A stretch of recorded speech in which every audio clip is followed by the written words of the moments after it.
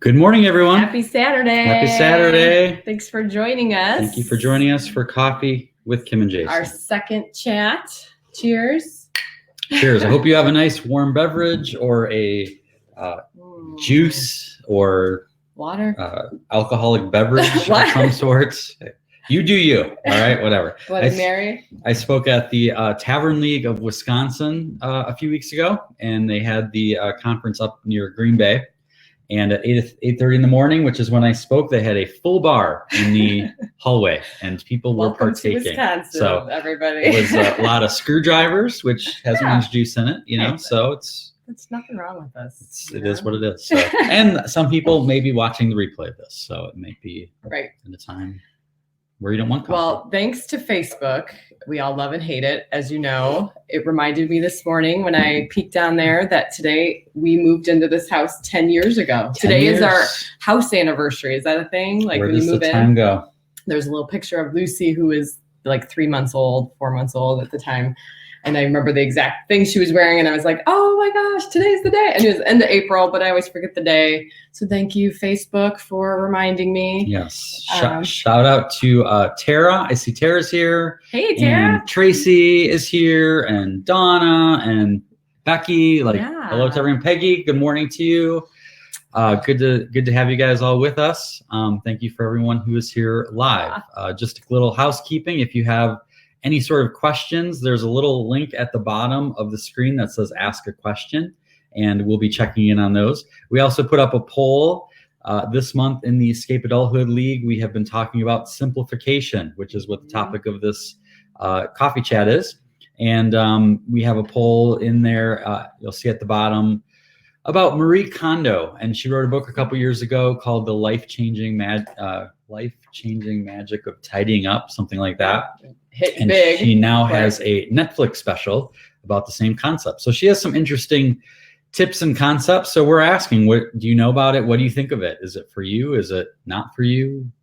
I think it's kind of controversial a little bit in terms of. There are some controversial parts, but I wonder if that's just kind of built in to be like, get attention, you know? Right.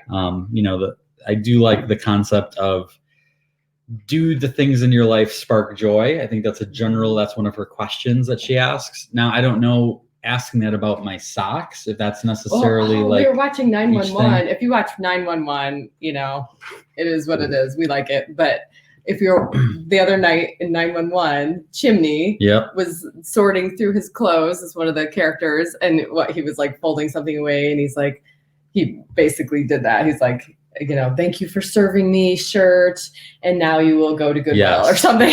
Being able to let go of the things that you have, that it served you well, that doesn't mean you have to keep it forever. So we caught that little reference, although they didn't mention her name. So many of you who are watching may not be aware of the Escape Adulthood League. It is a community online. It's a secret hangout of sorts. Similar to Facebook, but without all of the ads and clutter and political rants and all of the other noise and judgments. Yes. It's kind of a happy place to hang out, and it's free. And if you'd love to be a part of it, we would love to have you. Just go to you can go to our website and find it, or escapeadulthood.me. One of the cool things about it is the opportunity to ask questions of everyone. We're happy to share things we have experience at, but she'll tell you I don't know everything. So it's really cool to be able to get information and experiences from people from all over the world who are serious about fighting adultitis. And it's cool to see, like, for instance, we were looking, Brian Colgan joined recently, and he's been asking a lot of great questions, like, what's your favorite movie? And just getting some cool dialogue going. So thank you, Brian, for kind of chiming in there, figuring out the tech and answering. It's pretty easy. You just there's a little ask plus a question. So we love it. We appreciate you doing that. Leah Rosenberg asked one a while ago, and she has some young kids, and she was wondering, how do people deal with toys? Just the management of toys coming in, cleaning up all of that. And there's a great discussion going on in the league about that. So again, if you have a pain point, a place where adultitis is just like nailing you, ask for help, ask for, even if it's just to commiserate. Can anyone else relate to this? that's what this community is for. Terah is from Wisconsin. She's one of our Summit alumni, dear friends.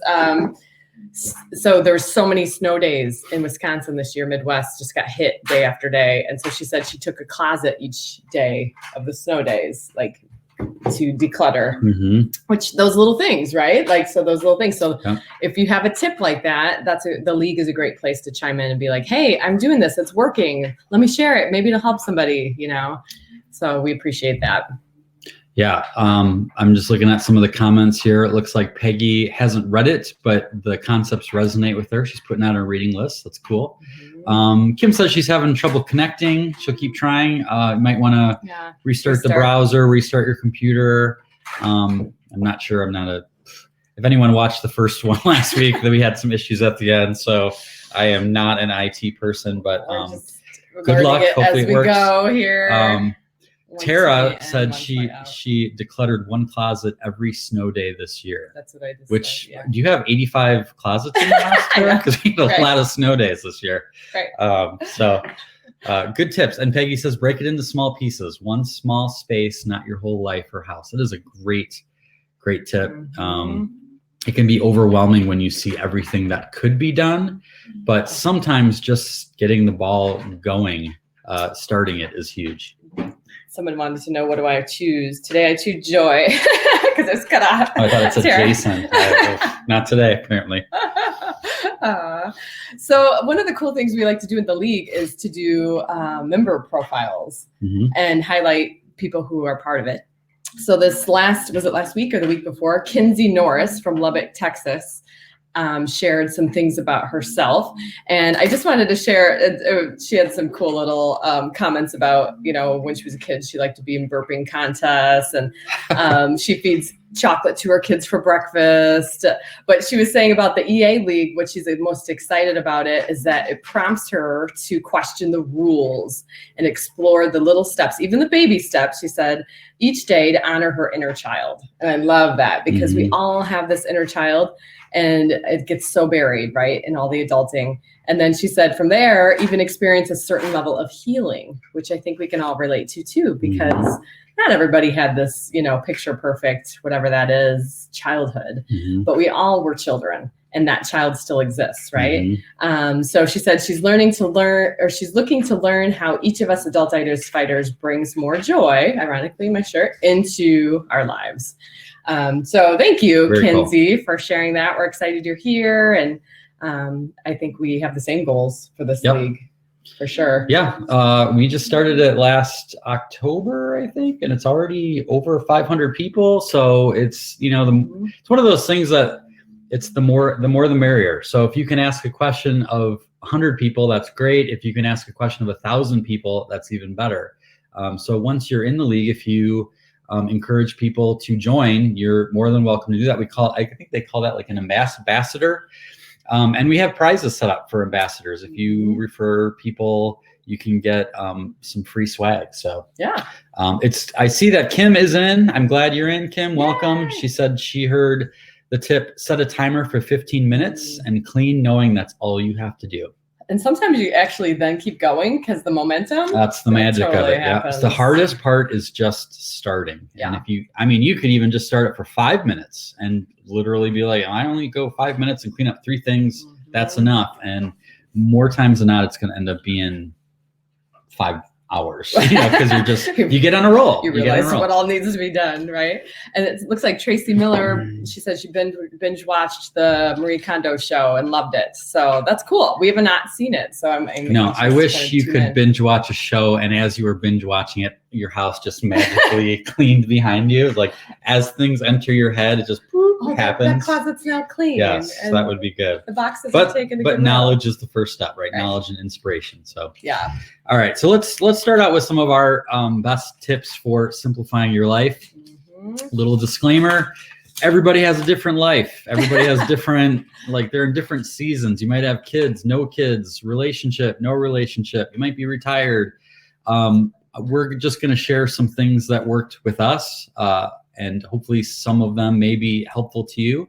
We'd love to hear if you have any tips. Feel free to share those in the comments of something that's worked with you when it comes to simplification. It's a community effort here. So the first one is to hire out what you hate. That's been a big one for us. And that kind of sounds like you have to be rich to be able to do that. And that's not necessarily true. No, it's just prioritizing your budget. We don't have butlers or anything like that. Who's that famous butler from? Mr. Belvedere? Yeah, Mr. Belvedere. We needed Mr. Belvedere. What does he cost? He was awesome. So this, and we're kind of, I should preface all of these tips, these 5 tips today, really the foundational common denominator is intentionality, right? And that's what all the secrets to anything is just taking time to think about the mindfulness. So with this, I mean, we early on were like, okay, what do you hate to do? What do I hate to do? We did that with chores first, which wasn't really hiring, but it is delegating. I hired her to do the grass cutting.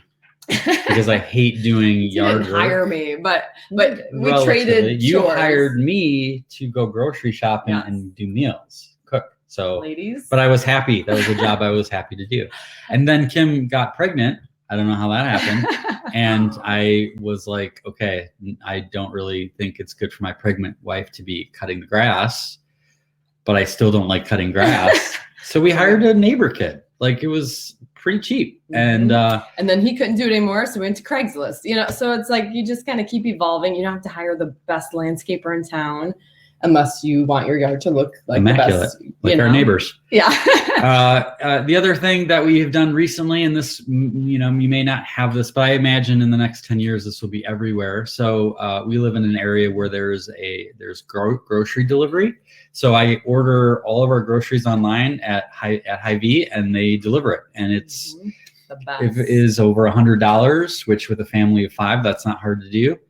It's free. So it doesn't cost us anything, but it saves me hours every week going to the grocery store, picking out things, because they have, things that are saved. So I can just like push a button, like, yep, we need milk, we need eggs, we need cheese, we need whatever. And it makes it go so much faster. So that has been a huge, huge one for us, is to hire out the grocery shopping, which again, we're not actually paying any extra money for it. So there's a lot of ways you can hire out things without actually spending money. And there is this little obstacle that needs to be overcome with that. Okay. So as soon as we started doing that, I happened to be in the neighborhood talking to a neighbor, and she told me, did you see that such and such is getting their groceries delivered now? Well, she didn't realize that we were also. Okay. So there's these. How do the other half live? So I'm like, well, actually, it's better to address it right away. Do not let more than 2 minutes go by, right? Actually, we're also doing that now, and I'll tell you why. And it's been life-changing for us, whatever. But, oh, man, there's certain people that like, oh, I could never do that. I could never get a housekeeper, because that's not how I was raised. My mom cleaned the house. My dad cleaned the house, whatever. This day and age is different. We have different priorities for our time. We have more demands on our time.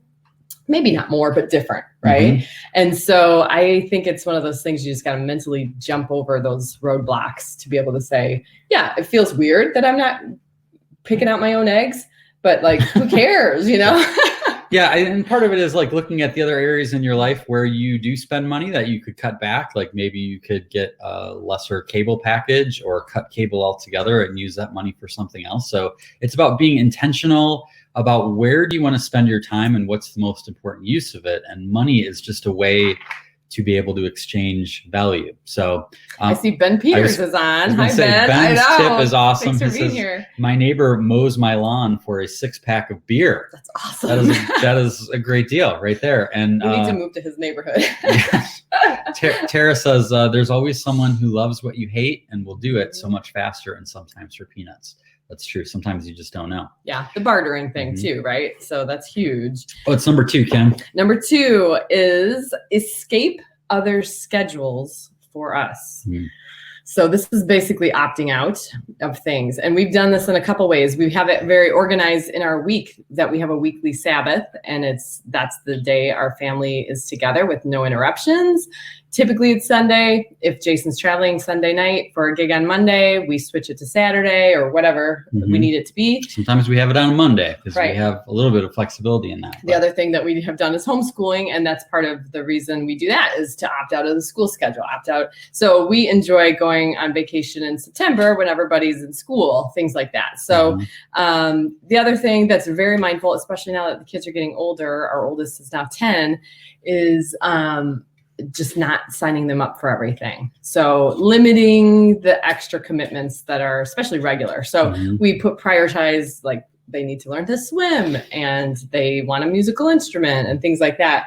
But we are kind of pretty mindful. Yeah, it's like pretty much one thing at a time, and it's not overboard, but that's a big one. I was going to go back to the Sabbath thing, that that every major world religion has the concept of a Sabbath, and aside from any of the religious overtones, the main concept is just to have a day to freaking chill out. And we noticed this immediately. I mean, as business owners, even before we had kids, I mean, we were working long and just hustling.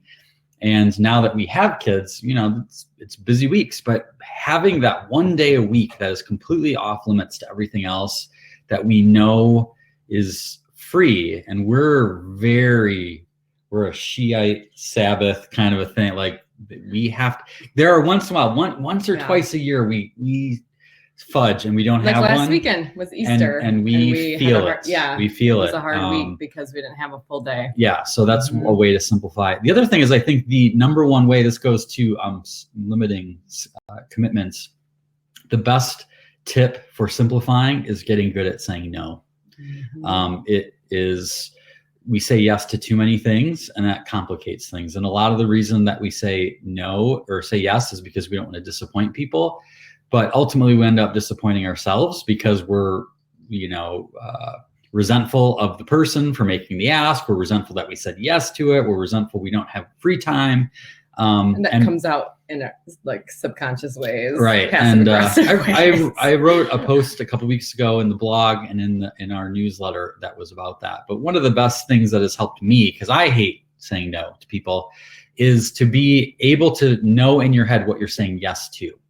So, no, I can't help you with this really good cause that you're really fired up about, and I wish you the best, because I'm saying yes to whatever, taking my kids out to the park, or going to a movie with my family, or I need to do this. And you don't even have to give them the excuse. It's more in your head what you're saying yes to, because now if you say yes to them, you're basically saying no to that other thing that's probably more important to you. So the other thing I liked about that blog post, I think resonated with a lot of people, we had some feedback on this line, was basically saying the concept of saying, when you say yes to things that you shouldn't, then your yeses don't mean anything.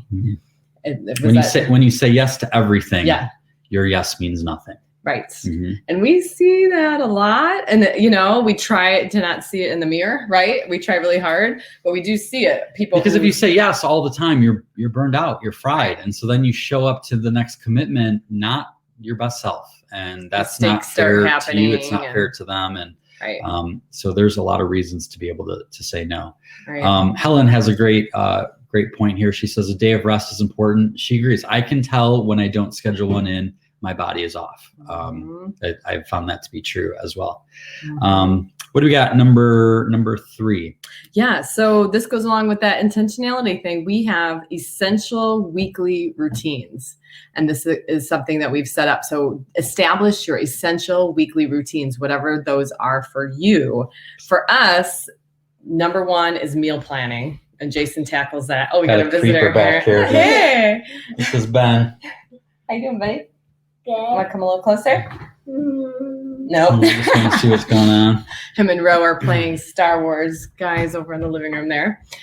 So the weekly routines are huge. And when you get into one of those weird weeks where the routine gets really far off from pace, we feel it big time. So Jason every week does his weekly meal planning, has the online grocery shopping. That alone sets the tone for the whole week, because every day that's established. We know we have food, we know what we're going to eat. That's a big tip, is scheduling our meals a week in advance. Now, I hate it. Every time Saturday or whenever I do, it rolls around. I'm like, I got to plan meals for the week. He starts, his feet get real heavy, like he's stomping around, you know? Hy-Vee makes it easier because, like I said, they already have everything pre-checked for me. But the other thing is that then every day, and I didn't realize this. I was just reading a book the other day, and it was about a guy, and he said he hired a personal chef. And I was like, wow, that's what Kim did. But what he said is every day, my wife and they work together, and he said every day it'd hit 5 o'clock and be like, what are we going to have for dinner tonight? And then it was this cause of stress. And so realizing that I have actually opted out of that stress because we've been doing this for so long now that I don't have to think about what we're going to eat every single day. It's already done once. So that the other bonus of that is it ended up making our grocery budgets go down because I wasn't wandering the aisles of Hy-Vee saying, oh, that looks good, that looks good, that looks good. I basically just get what we need. And we have a lot less waste in our refrigerator because you're not just buying stuff like, well, maybe I'll make a meal with that someday. And we have a lot less snacking. We don't do a lot of snacking because we don't buy a lot of snacks because it's really intentional. So the food just isn't around the house. So if we're hungry, grab an apple or something like that. So not that it's always that perfect because Easter baskets are right over there. Staring at us. Raid them every once in a while. What's that one? Ben says, future Jason, thank you for doing the work. Thanks you. Oh, I see. Yep. For doing the work today and opting out of the future stress. That's right. So this is a great point, Ben. This is what Ben said. Planning ahead is being kind to yourself and your family. I love that. That's a good point. That's so huge. So the other things we do is weekly date nights. So we have this built into our week. It changes every week what night it is. It's just something we prioritize. And because we work together, oftentimes it's really good for the business. It's really good for our relationship, for our family, that we're having this time to chat and work through what needs to be talked about that week. Oftentimes we both come with a list of everything we need to talk about. What do I need to talk about? And some of it's really boring, right? Just minutia. So we get through that real quick and then we get to the fun stuff, you know? And sometimes we schedule going to Avengers, which is happening next Friday. We didn't get to see it last night, so no spoilers. But next Friday, so now I have to avoid all screens for a week. But yeah, so not a bad thing. It just mixes up. I just want to check in here on our poll. We asked you guys, how do you feel about Marie Kondo's life-changing magic of tidying up? So far, 0% love it. The majority of people either have never heard of it or said, it's got some good tips, I guess. So 42%, about 43% each said it's got some good tips, and 43% said never heard of it. A few people said it's not for me. So feel free. We'd love to hear from you. Check into the poll down there. A couple other weekly routines we do. Jason is really disciplined about our bills and receipts. So I do the bills. This is really interesting. This is gonna blow your head up. I do personal bills. He does business bills. He does all the receipts. He logs them into a program that keeps us on budget. Why would that blow people's heads up? Because people always think I do all of that. Oh yeah, they do. They assume little miss details. Artist thinking of important thoughts and don't have time for the mundane details of life. He's like so meticulous about our receipts and our budget. So he's the one that comes monthly to our date nights and says, this is how last month turned out for the budget. We're on track. We got to cut down on that. What did we buy in this category that really put us over? So this is what is that? He's like our guiding ship master. I'll take it. Yeah. Well, now, to be fair, Kim is very detail oriented. So we're in the throes of planning for our 7th Escape Adulthood Summit in July. Yes. And if it wasn't for Kim managing all of the nitty gritty details down to the minute of the catering and the schedule and who's doing what behind the scenes, the summit would be a big pile of mess. So. Which, by the way, we April 30th was like our cutoff for cancellations. We had a couple last minute cancellations based on schedule stuff. We have a few tickets left. So if you're still on the fence, it's going to be an awesome one. Can I share the theme? Can we diverge? Sure. Okay. So I was thinking about the theme, and we did share it yesterday in a studio sneak peek. We don't usually share it, but we're sharing it this year.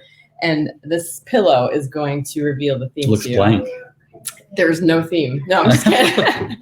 Ready? Here you go. And this pillow has been at the summit, so it's almost like it's been foreshadowing itself. It's meant to be. Wild and free. Jason and I have been really drawn to this word of wild, and it's coming to us in different ways, which has been really cool. And so this theme for the summit is wild and free, and we have some really wild ideas that are going to happen, kind of take it up a notch. So. Yeah, and the basic premise is how do we create some freedom? So it kind of fits into our topic today of simplification is how do you create more freedom in your life for the things that you love and the people that are important to you? And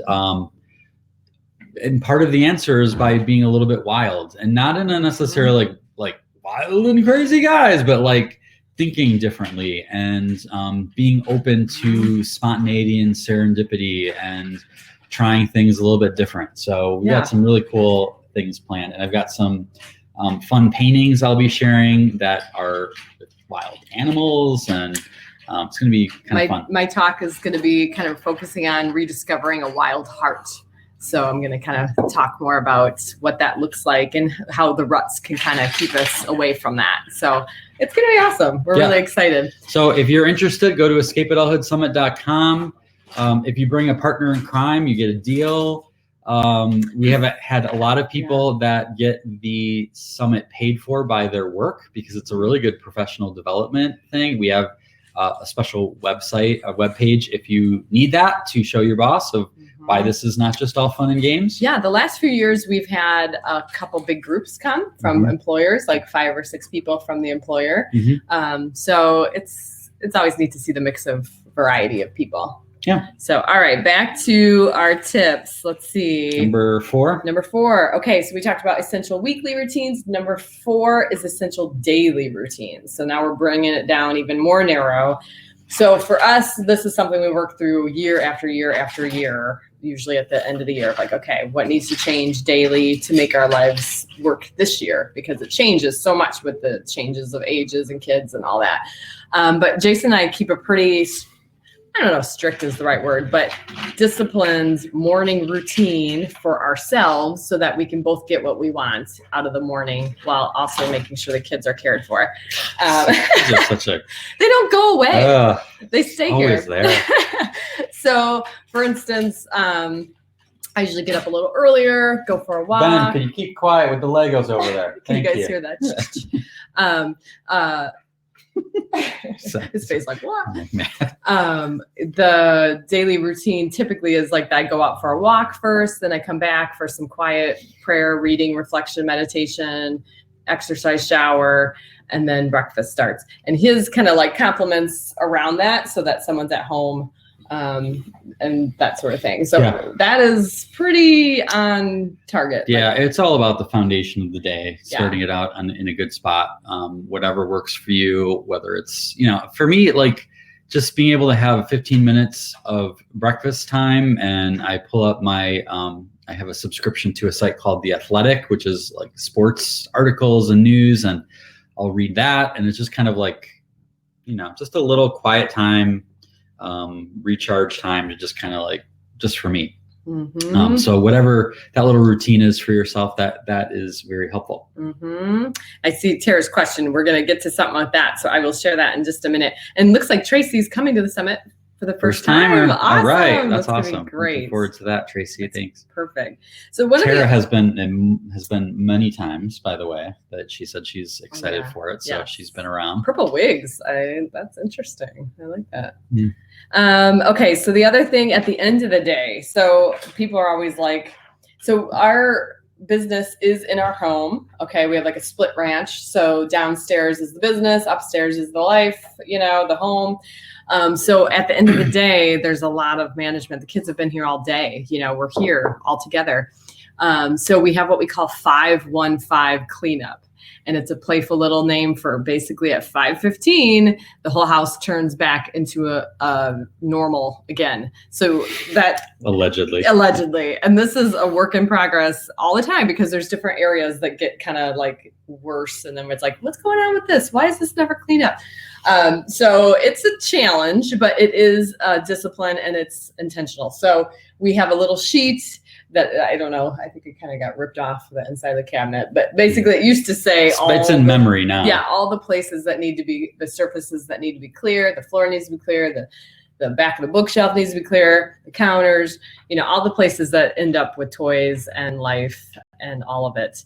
And it's, like I said, it's been a game changer. Well, part of the thing for that is if you wait until things are a disaster, it takes forever. But if you do a little bit every day, I mean, it usually only takes the kids 10 minutes, 15 minutes to clean up what has been out. And we have little rules where, like, if they built this big zoo or something and they want to keep it out, like, they can keep one thing out at a time. And once they want to pull something else out, that goes away. But being able to, like, carve out just a few minutes every day to do a little something to keep things. And for us, we like it right before dinner prep, because we kind of come up at 5:30. We tend to both work at the end of the day.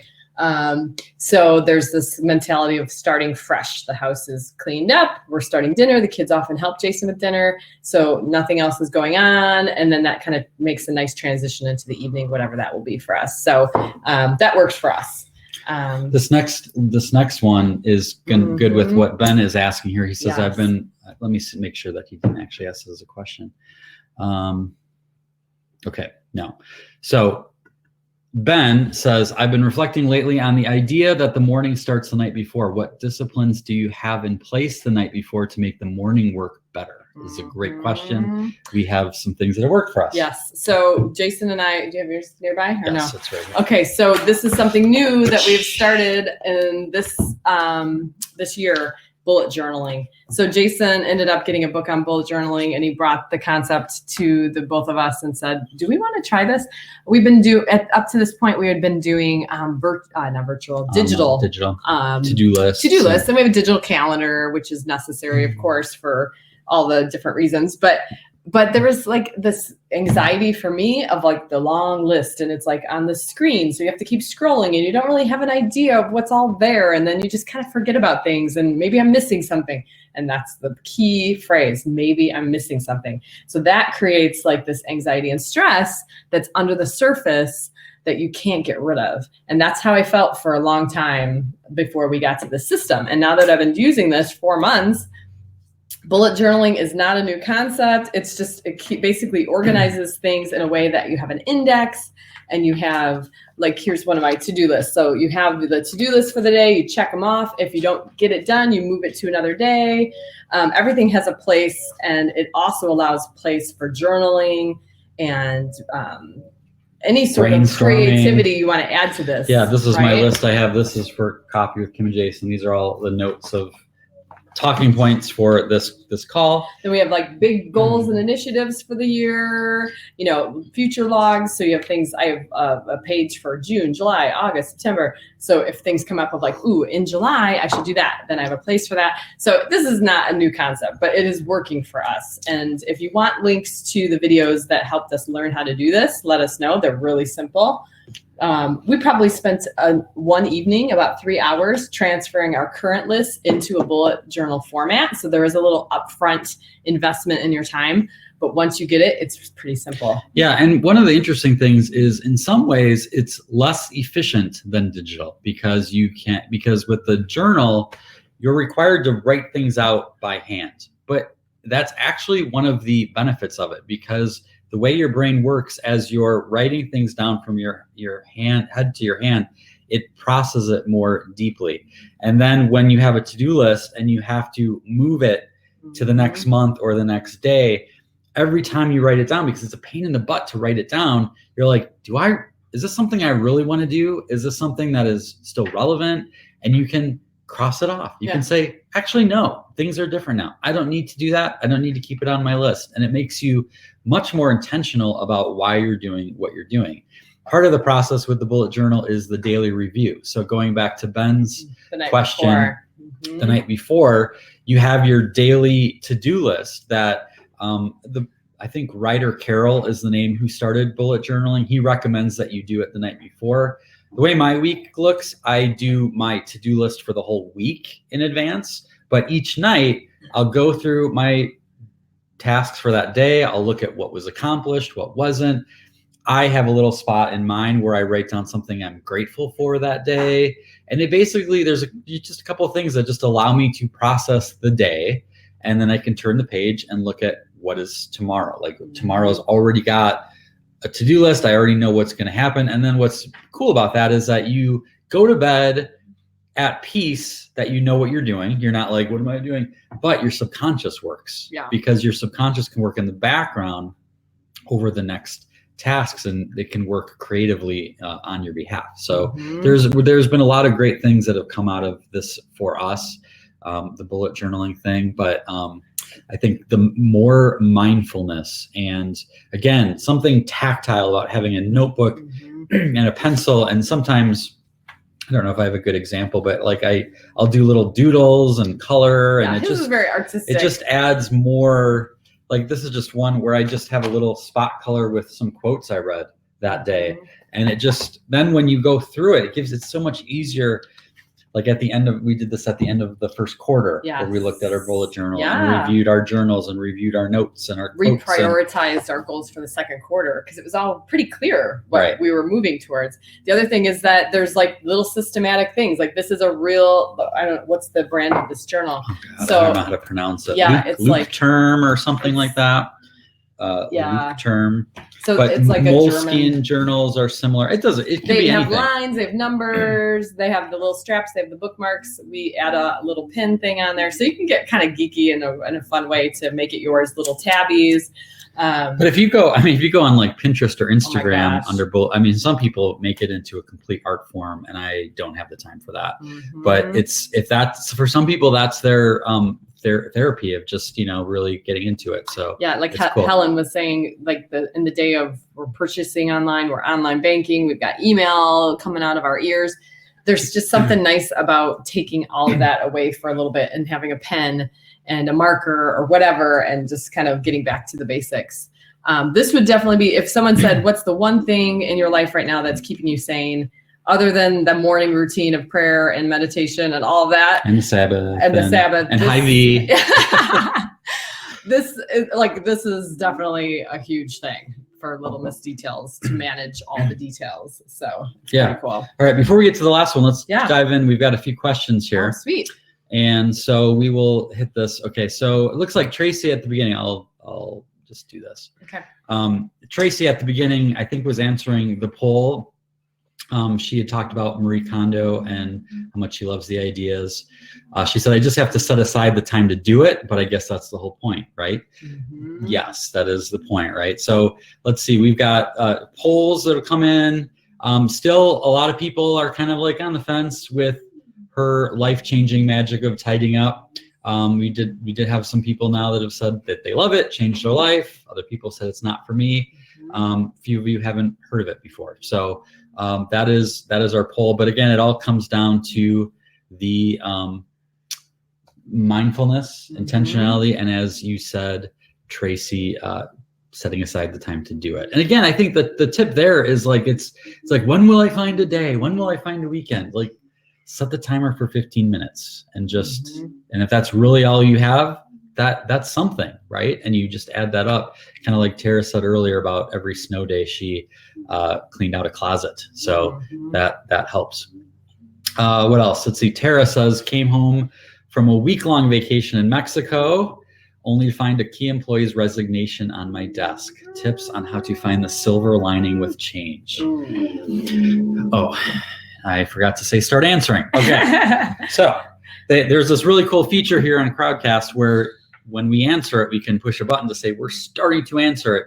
And then people who watch it later can find it. So I'm going to reread that real quick.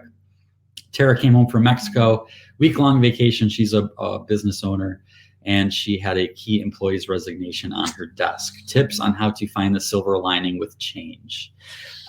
Ironically, the book I have coming out is all about that, is about changing the way we look at the terrible things that happen to us in our life. And sometimes the things that we think are terrible are not super terrible. One of the magic that's not to say like, I'm not going to answer this question. So you buy the book, if you just buy my book, you'll know the answer. Our good friend Scott gave us a question years ago that we apply to almost every challenging situation, which is, now that this has happened, what does this make possible?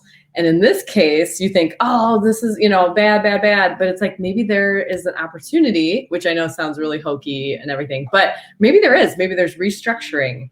Maybe there's someone that's like got some talents that's going to come to your team that will change and bring a new revenue stream for you or something like that. So maybe there's an opportunity to promote someone from within and give them new responsibilities and they flourish like crazy.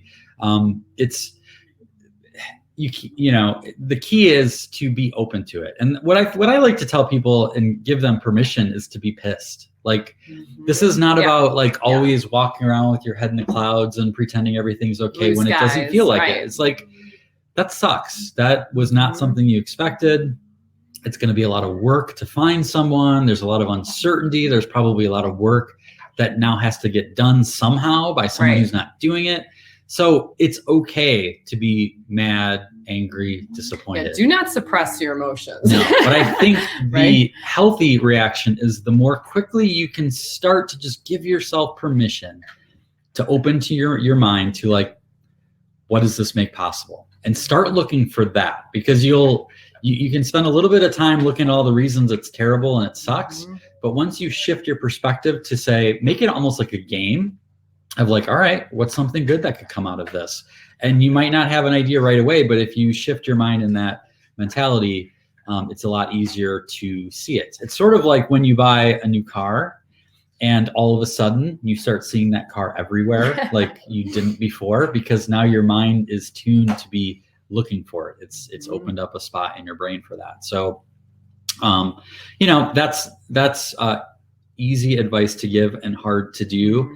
I know a couple years ago we had a leak in our basement and we were mad about it and struggled with it, and we had the basement torn up for a long time. We were convinced it was the worst thing ever. Yeah, right? And eventually we finally pulled ourselves up and redid the floor and renovated things much more cheaply than we expected that we would. And that's what allowed me to create the studio space downstairs where I could start working on big paintings. And we set up a little office for Kim, and it's now our favorite room in the entire house.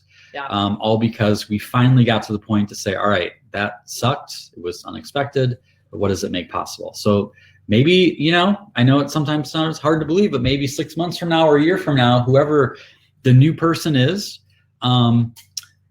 you'll be like, man, I can't believe that this person was never with us. Or maybe you don't use that person at all. Maybe you are able to save some payroll and get the work done with the team that you have. Like, I don't know all of your specifics. The point is, be open to what's possible now, and getting your brain looking for that. Check out John's comment. This is interesting. Hi, John. Is this regarding this, or should I? Okay. No, it is. Yep. So John said, maybe it's a great opportunity for self-reflection and try to understand why they left. Use this to grow other business relationships. It's tough. There will always be change, but a positive opportunity. So good point, John. Yep. And it doesn't matter if you're the business owner or an employee or whatever, right? There's always opportunities to keep those business and relationships with your coworkers strong. So that's cool advice. All right. Thanks for asking. Thanks, Terah. I hope good luck with that. Well. Keep us posted. Not an easy thing. No. All right, let's move on to Jill Kellner. She is saying, love date nights. Glad you guys mentioned that one. I also had date night with my children when they were younger. Now they are grown and married, but I still ask me on dates. Aww. I love it. That's awesome. And that's something that I've done with the kids too, is every month I take one of them for a daddy date. Most recent one was with Lucy, our oldest, and we went to Noodles and Company. They get to pick wherever they want to go. Usually it's McDonald's or pizza. It's very cheap now. Yeah. And we did that, and then we went to the pet store to just look at cats. And we went to Barnes & Noble. She picked out some books. I picked out some books, and we just sat there and looked at them together. The kids have learned early on that if you go to Barnes & Noble with Dad, which is one of his favorite places, that he'll let you pick out a book, and you get to come home with a book. Is that why they do it? You didn't realize this? And then we went to Culver's, and it was just a little thing. But yes, Jill, that's cool, and that's really cool. I'm anxious to see now, once we're older, if they'll still want to do date nights. We'll see. You know what I love hearing too is people who do date nights with their spouse who they don't even have kids at home. So, but they call it date nights, like they're dating their spouse. I think that's kind of a neat, because you think date nights when you have young kids or kids at home, it's like, oh, it's intentional and necessity. Yeah, but it's pretty cool to do when there's literally no one else in your house except for the two of you. You're going on a date night, like still date your spouse, right? Yeah, and it's a really like roundabout way, or maybe a obscure way of bringing simplification into your life, because it's really easy for life to take over and get complicated. But when you have those weekly check-in points, even if it's just to have fun and keep building that relationship and not take each other for granted. But like in our case, where we each have a list of things we need to talk about or hash out, that makes the rest of the week go more smooth. We don't have to bring those up. We've talked about it in a time where we can be thoughtful about it, and it doesn't add to the stress of the moment. So yeah. Great question. All right, we have one more here. Feel free to add a question if you have one.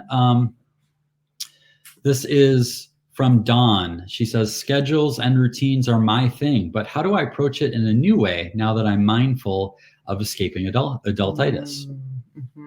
So how I look at it, Dawn, is that the schedules and routines actually are more important than ever when you want to fight adultitis, because those are kind of like the core grounding points for the solidity of everything else. So if you don't have those things in place, it's really hard to be spontaneous, and it's really hard to incorporate some funky new idea that just comes out of nowhere, because there's no room in the margins otherwise, right? So those schedules and routines give room in the margins, which actually is part of our last tip. That what you say, like they're more important than ever when you want to fight adultitis. Yeah, I guess the other thing to think about, because I'm not sure exactly where Dawn's coming from here, of like if it's how much of it is her thing, because sometimes it can be a crutch too, where we get so trapped in our schedule and things having to go a certain way that prevents us from being spontaneous and having fun. And there's a certain concept that I think a lot of people tend to live by. I know I do sometimes, is the idea of like work first, play later. And that was something, I think that was in my book, Penguins Can't Fly, about the rules that don't exist, is that it's really easy to think of play and free time as a reward for when you get the work done. And there's something to be said for that, but it's also a very slippery slope, because adultitis likes to always remind us of all the things that we need to have done and should be doing and could be doing. And so the end of that to-do list of work never actually happens. And it robs us from those day-to-day moments that we have with the people we love. Sort of like John Lennon's quote about life is what happens when you're busy making other plans. Life is what's happening when you're busy checking things off your to-do list. And so it can go both ways, that it's really powerful to create space in your life and space in your brain, that you don't have to be thinking about all the things you have to do, but it can also steal away the good stuff when you're too much of a slave to it. And actually, Helen in the comments, just a few up, had mentioned that she carves out in her schedule an hour for me time. So that concept of like, use your schedule to your advantage. If that's one of your greatest strengths, use it to your advantage. Schedule me time, schedule a hobby, schedule a blank spot in your day just for you. And that can vary depending on the weather, what you're in the mood for, what, anything, how you're feeling, whether it's a walk or a bubble bath or a hobby, That's for the last 7 years, I've done a program for engineering leaders in Wisconsin here. And it's sort of people who are working their way up the ladder, moving towards partner. And so I do a couple-day module on life balance. And one of the things that gets brought up a lot is when we talk about work-life balance, we talk about work, and we talk about our family, relationships, kids, like that. But the thing that gets left out is the me time.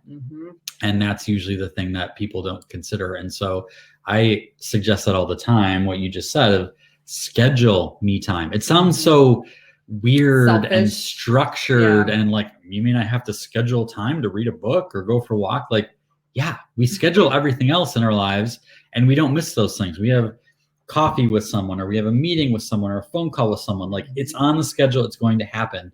And we need to afford ourselves the same respect to carve out that time for us, even if it's, our morning routine, or if it's an hour, like Helen said. I think those are really, it's a powerful way of looking at it. For sure. Thank you, Dawn, for that question. Chiming in. All right, so I'm going to see what Helen chimed in here. She says, we have no kids. I'm an ovarian cancer survivor, which took that from us. But we have date nights and several romantic getaways just to connect since we work opposite shifts during the week. Then she says, I think I got that from an NACE event you spoke at, Jason. Oh, yeah, thanks. Way to be a cancer survivor. Yes, awesome, Helen. That's really cool. But yeah, it's easy. It's easy to focus on the, like Kim said, like people who have kids. But it's like there are people whose kids are out of the house. There are people who don't have kids. There are people in a relationship, and just like Helen said, are working opposite shifts. That whoever the people in your life that you're important to you, you need to take time for them. You need to schedule it. You need to be mindful of that. So yeah. All right, we got one last tip here. Chiming down here. Number 5 is, and this kind of like summarizes everything, but be intentional and let go of the rest. So the concept of, Jason and I will do seasonal bucket lists. Okay. When the new season comes, especially summer, that's like our favorite one to make. Jason will draw it up real cool and put it on the fridge. And we kind of like put little check marks by each thing, like going to the baseball game and all the different things you want to do in the summer. But we'll do this, the intentionality. What does this season bring for us? Be intentional and let the rest go. Don't do everything. Just pick the things that you are in the mood to do at this time. And so that's a really easy one. The other thing is like things around the house. Be intentional. What are you going to do this year? And what are you going to let go? So last year, our deck needed to be painted. And I tried to sand it. And it was like, oh, this is a much bigger project than I can do at this time of our life. And so then we just decided, we're going to let it go. It's going to like kind of look crappy this year. No big deal. And so that was an intentional decision we made. Now this year, I like the idea of hiring that which we hate. Yeah. Maybe we will have that hired. We'll do that for a 6-pack. I think that would be good. If you know of anyone that will sand a deck and paint it, let us know. But part of it was the part of that was we kept talking about it, and we kept every time we saw it, we'd be like, we got to do something, and our deck looked. And we finally just said, you know what? We're going to decide that we're doing nothing with it this year. Yeah. And we'll revisit it later. And suddenly that took the pressure off. Like we could look at the deck and we'd be like, doesn't look great, but we decided not to do anything about it right now. So I think, and then the other thing we do at the beginning, actually at the end of the year, is to look ahead at what opportunities there are in the schedule for trips, for retreats. And we set those. So Jason has 3 art weeks a year that like those weeks are set aside that all week he's doing art. So we put that on the calendar and nothing gets planned other than art. We look at his schedule where he's traveling for his speaking programs and we tie in some travels like, let's do a road trip out to Pittsburgh. Let's not just have you fly there. Let's drive out there and see what we see along the way. Which is what we're doing pretty soon, and retreats. So Jason will take 2 or 3 retreats over the year. And so we look at what makes sense for the flow and when those will be and what me and the kids can do while he's doing that. So it's the intentionality. And it's like, he doesn't have to do 10 retreats. He doesn't have to do 5, 1 a month or anything like that. But it's like, okay, here's what we're intending on. Let's schedule it and let the rest go.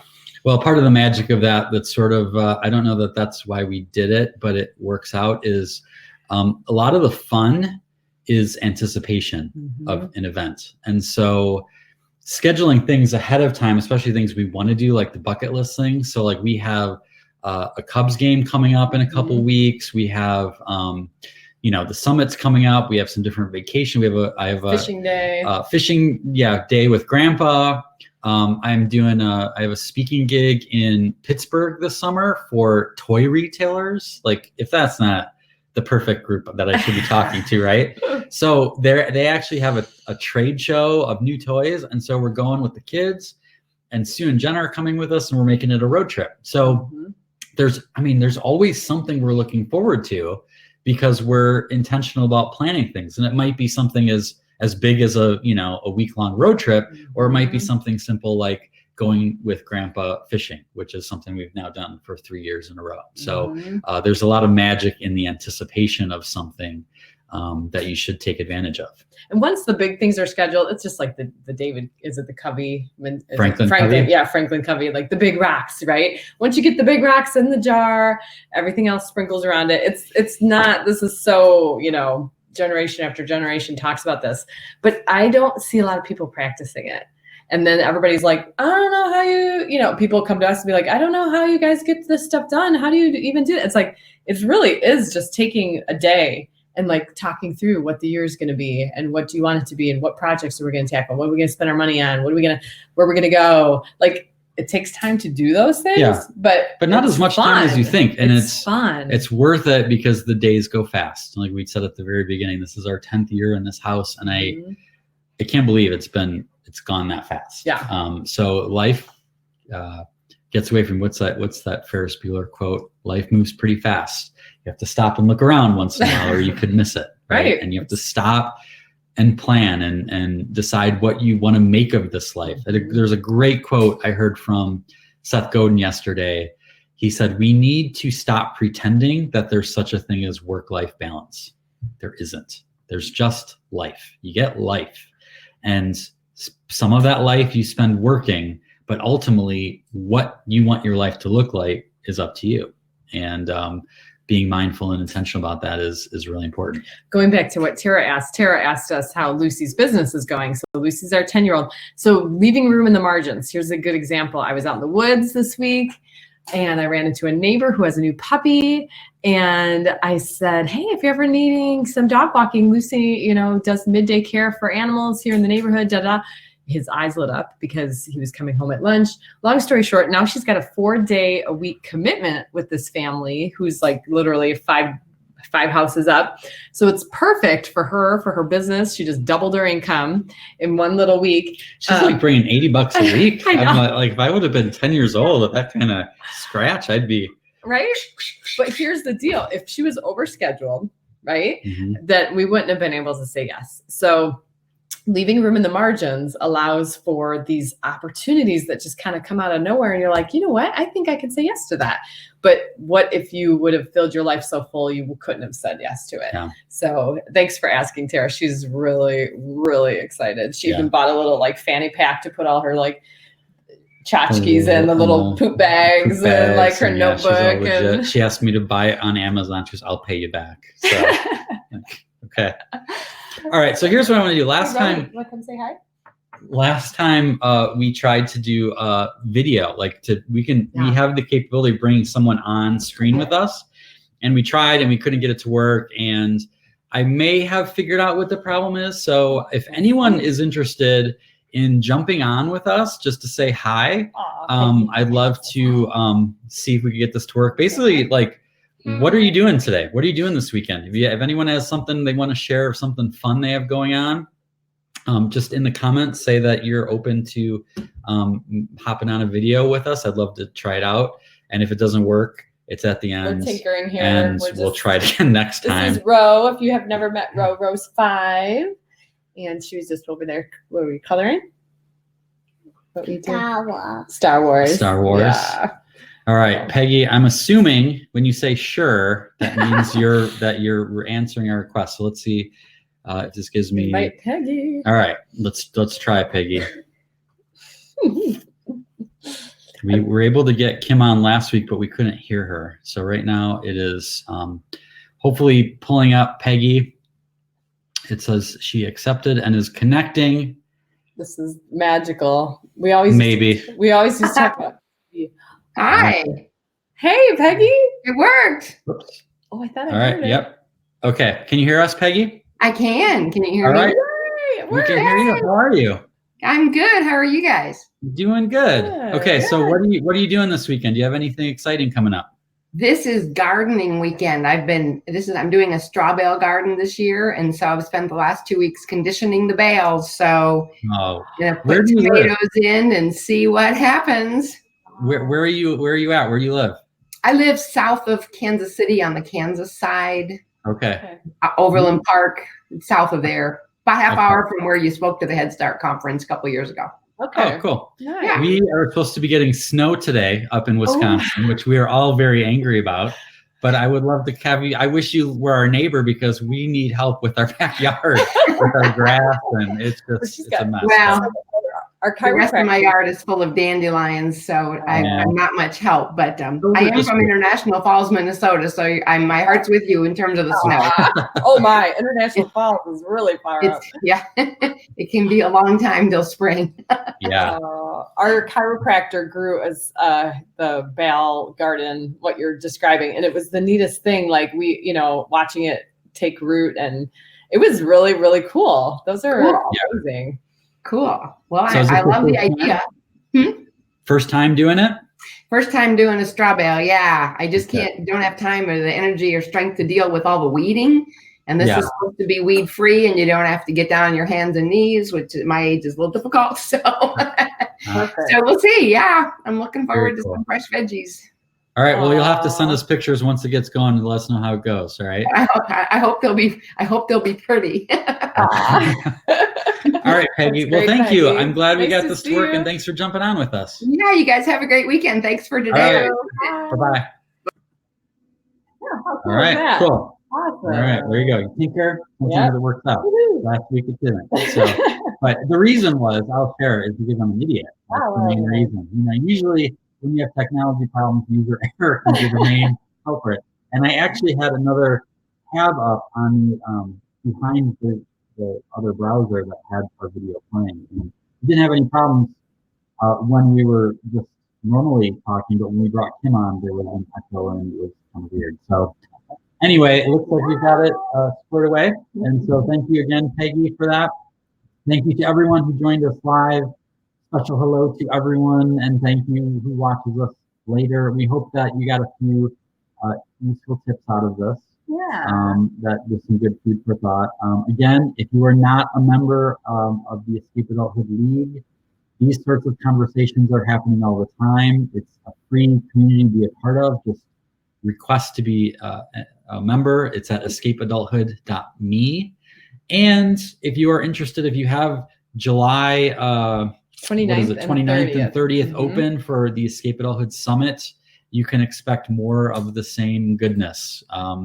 Hopefully some words of wisdom for us, but just a really great community of people who are serious about not taking themselves too seriously. That's the thing that we always remind ourselves every year with the summit is like, it's really not about us. It's about all of you guys and how you connect with each other and grow from each other and build friendships that last beyond the summit. So it's pretty amazing. I hope you can join us. Yep. So you guys, thank you. We're signing off. Have a great weekend wherever you are, and we'll chat soon.